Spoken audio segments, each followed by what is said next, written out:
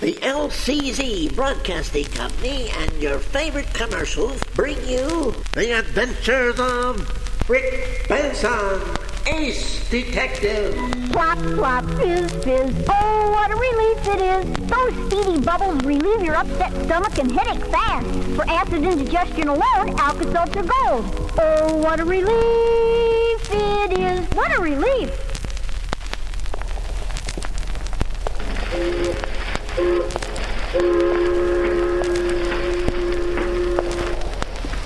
Yeah, my name's Benson, Brick Benson.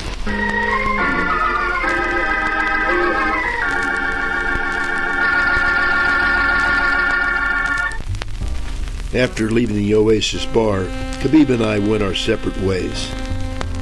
Hopefully Khabib was going to come up with something at Monica's apartment that would connect her to Tony Goomba.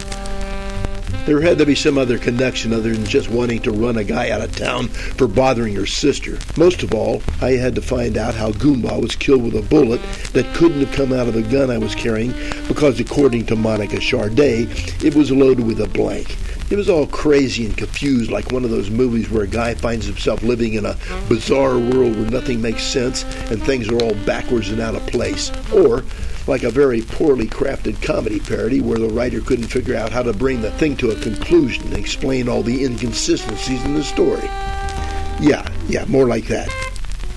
Anywho, when I got to the cat's meow, Monica saw me at the door and got up and went to her dressing room. I followed her in and locked the door behind me. She was sitting in front of a mirror. Her long, silky, flaxen hair cascaded down her back. My first impression was that it looked like she had Roy Rogers' horse Trigger sitting on her shoulder. Then I thought, well, that's a stupid analogy. They'd never let Trigger in the women's dressing room. I walked up slowly and stood behind Monica looking at her smooth, tan shoulders. She watched silently as I approached her and didn't resist as I brushed her hair aside to look at her long, slender neck. You seem fascinated with my neck, Brick. I'm just looking for the right spot to break it. Brick, you wouldn't hurt me, would you? Of course I would. It's 1949. Guys just slap rods around for no reason all the time and nobody complains. I've actually got a reason. Yeah, I got a reason enough to bat you around like a Coney Island whack-a-mole. Brick, you're a misogynist. I am not. I've never given anyone a massage in my entire life. You hate women. No, I don't. If I was going to give a massage to anyone, it would be a woman and, well, maybe a fluffy little dog, but definitely not a cat. No, I mean... You got me in some deep doo-doo with your little get Tony Goomba out of town scheme, Toots. Now I need some answers. Who is Tony Goomba? What difference does it make? None to him, sweetheart, but a lot to me. Goomba's dead. No, Brick. He couldn't be dead. Yeah, deader than a proverbial mouse that tried to bench press a locomotive. There's no such proverb, Brick. Well, excuse me. I didn't know you were a proverbologist. But if you want to argue about it, you better run down to the Morgan Lodge and complaint. They sliced him up like a Christmas ham and put him on ice. The cops think I killed him with that supposedly empty gun you gave me. I tried to sell them on that story, but they weren't buying. He couldn't have been killed with that gun. No? No, Brick. I put blanks in it at your apartment when you were getting your coat out of the closet. Well then, sweetheart, you're faster than a babysitter's boyfriend when the car pulls up. I went back to episode 1 and checked, and it only took 13 seconds for me to get my coat out of that closet. You couldn't have put a blank, let alone 5 blanks in a gun in that short amount of time. None of this makes sense, and it's given me a really bad headache. How bad is it? Glad you asked. It hurts like a donkey giving birth to a pickup truck, and we all know how that feels. I sure am glad I brought my Alka-Seltzer with me. Brick, just take my word for it. I would never hire you to kill someone. I believe you can get things done without the use of violence. Brick, I'm pragmatic. You are? Really? Well, congratulations. Well, you sure don't look like it, Toots. How far along are you? Goomba was a father, I take it. I'm pretty sure it's not me, unless daydreams can get a girl pragmatic. What? I'm pragmatic, Brick, not pregnant. It means I believe in dealing with things sensibly and realistically, in a way that is based on practical rather than theoretical considerations. Why didn't you just say that? Brevity, Brick. Brevity is the key. One should always be trenchant, succinct, brusque, laconic, epigrammatic, aphoristic, and economical of word, phrase, sentence, and paragraph, or you'll lose your audience. Brick. Hello, Brick. Huh? Oh, excuse me, you lost me there for a minute. What were you saying? Keep it short, Brick. Yeah, that's what she said. Words matter, Brick. And yeah, that's what Goomba said. And look what happened to him shortly thereafter in the same episode. Look, sweet cheeks, the cops feel like I had some reason to kill Goomba, and I don't like it. When you kill people, you don't get invited anyplace. In this state, what you get for killing people is a solo performance in the hot seat of honor at Rayford Penitentiary. So let me tell you, sweetheart, if push comes to shove, I'm going to push you all the way, no matter how many words it takes. I really don't understand it, Brick. I don't understand how Tony could be dead. Well, putting a bullet in somebody's belly often tends to end up in death, but I don't understand any of this either. Nothing adds up. I feel like my brain has been removed, worked on, and reinstalled, and all the replacement parts were made in China. So tell me now, who is or was Tony Goomba? He was after some microfilm. He was a tiny little photographer. He probably just needed some more tiny little film for his tiny little camera. But Brick, why were you so against him getting his tiny little hands on a tiny little roll of film? Well, he wasn't. You know, he was so tiny, Brick, so little. He probably couldn't handle a huge manly camera like mine. Mine's the size of a suitcase. You know, Goomba was so tiny. How tiny was he? He was so tiny he wouldn't make a splash if you dropped him in a bathtub carrying a watermelon. That's pretty tiny. Yeah, I'm good at analogies, similes, metaphors, and idioms. I don't know the actual difference between them, but I'm good at them. But according to you, I'm no good at proverbs. Anywho, I bet Goomba could actually load his tiny little camera with tiny little film with those tiny little hands of his. My hands are way too big. I know. Strong and masterful, mighty, forceful, and robust. Well, I was going to say kind of clumsy, but let's go with what you said. Brick, the microfilm wasn't for some tiny little camera. It had a secret fried chicken recipe consisting of 11 herbs and spices from some colonel up in Kentucky. The whole world wants to know what that recipe is. It's priceless. Brick, if you control fried chicken, you control the world. Everyone knows it. Oh, sure. Everybody knows that, right? I know that. And you thought scaring him out of town was the best way to stop him from controlling the world with fried chicken, and that he couldn't control the world from any other town.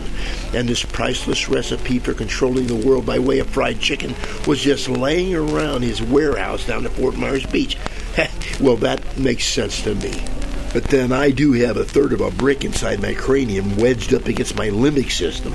Well, sister, no matter what, you better be able to identify Goomba, because Chief O'Malley is stumped about his identity. Even that tattoo didn't help. What tattoo, Brick? The cheap tattoo of a scar on his forehead. The cops couldn't find any record of the guy with that description. Oh, no. Brick, this is all wrong. This is terrible. You killed the wrong man.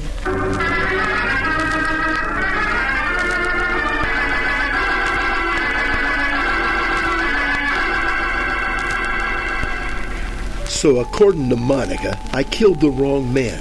That struck me as odd, since the plan was supposed to be just to scare a guy named Tony Goomba into getting out of town. And I certainly had no intentions of killing anyone. So things were getting worse by the minute and more confusing by the second. So if it wasn't Goomba, who was the man I apparently killed with a supposedly empty gun that didn't match the bullet they pulled out of whoever the dead guy was? And why would he have the microfilm? For all I knew, he could be that colonel guy from Kentucky trying to get his recipe back. I didn't even know that control of the world through fried chicken was even a thing. But I couldn't admit that to Monica.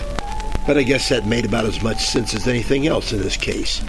So I figured the only thing I could do at this point was just go along, play it out, see if the loose pieces started coming together.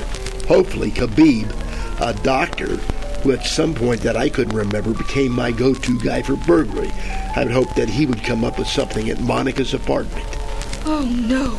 Brick, this is all wrong. This is terrible. You killed the wrong man. Well, sweetheart, I didn't know there was a right man to kill. even if it was over a fried chicken recipe that could control the world. You've got to get to that body and search it for that microfilm. I don't know how, but some way you've got to get to him and see if he has that microfilm on him. Oh, sure. I'll just drop by the morgue and tell them I'm a friend from out of town just visiting and wanted them to sew him back up for a while so I could visit, you know. Then what am I looking for? A micro photo album? Who's there? Al! Al who? I'll knock this store down and kick your butt if you don't open it right now. Well, we can't have that now, can we? Hey, hello. Oh, no. I got to hand it to you, pal. That's a good one. I've never participated in a real live knock-knock joke before. Yeah, that was a good opportunity. I could be wrong, but I don't think a knock-knock joke has ever been presented in this way. It'll be a great story to tell my grandkids. Now step back and shut up. Hey, calm down, pal. Put that gun away. Shut up, or I'm going to put this gun where the sun don't shine. Well, that's kind of hard to do in Florida. This is a sunshine state, you know. Well, unless it's during a hurricane season like it is right now, so... Shut up, or I'm going to introduce you to Roscoe here. Your gun's name is Roscoe? Hey, mine has two names, Smith and Wesson. And I wish one of them was with me right now. I said shut up! Oh, okay, calm down. I'll just be right over there if you need me. Hello, Monica. Hey, that's no. a great picture of you out in the lobby. It'll make a real great memorial photo. Tony! Tony? I thought you said your name was Al. Well, I guess there's no good knock-knock jokes for Tony. Shut up! Yes, sir. Tony, wait a minute. I can't explain. Just shut up. You're coming with me. Wait, Tony, let me explain. I said let's go. Now. Tony, I don't know what happened. I didn't mean for this to happen. I know exactly what you meant to happen. You wanted the fried chicken recipe all for yourself. Tony. If anybody's going to control the world, Tony. It's going to be me. Now, your boyfriend there is coming too. Let's go. Me? Oh, hey, I don't even like fried chicken, and the world's better off without me controlling it, believe me. And I'm a strict vegetarian, you know. But I do force myself to eat steak twice a day. But never chicken. And I was just there for an autograph from this lovely singer lady here. And Jeez Louise, don't you ever shut up. On second thought, you ain't coming with Brick, us. don't let him take me. Sorry, Toots. I don't know you that well, but you sing real nice. Oh, gosh, look at the time. Hey, I have a blood test I have to study for, so I should be just going along. You ain't going nowhere, pal. Oh. I took a smack to the back of my head from Al, Tony, or whoever it was. But it didn't seem to hurt much because my head was already pounding inside like a trip hammer inside of an empty oil barrel. Now, I'm not saying my head is as empty as an empty oil barrel. That's not an accurate comparison. But, well, I'm saying that like there was a pounding going on inside my head that was like very loud, painful, and annoying, like in empty space. Well, it's the same thing, isn't it? Never mind. Like Monica said, brevity. I had a hell of a headache. How's that? That went away momentarily as the things began to fade out. As I faded out, I could hear voices, distant voices, and I could hear my name being called. I was thinking, could this be it? Voices calling me to heaven, or more likely hell. But for the moment, or forever, everything went comfortably black and silent.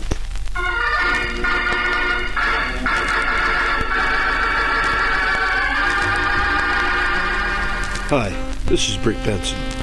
Join me again next time for the conclusion of Tony Goomba Get Out of Town. This thrill-packed finale is called This Sure Isn't Kansas Anymore. See you then.